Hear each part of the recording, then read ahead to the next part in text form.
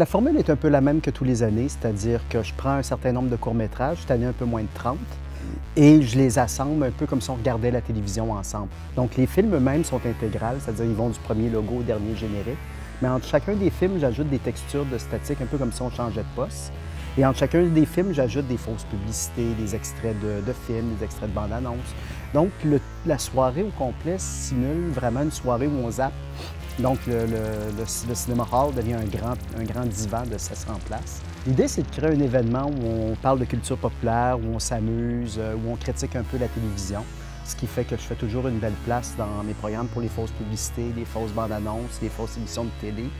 Mais cette année, j'ai mis un peu moins d'animation que les autres années, puis un peu plus de films internationaux avec des acteurs. Des films qui, soit au niveau de l'écriture, soit au niveau du propos, risquent de vous surprendre, de vous faire rire. Pour des raisons que j'ignore, XL5 a la chance d'avoir un public en or.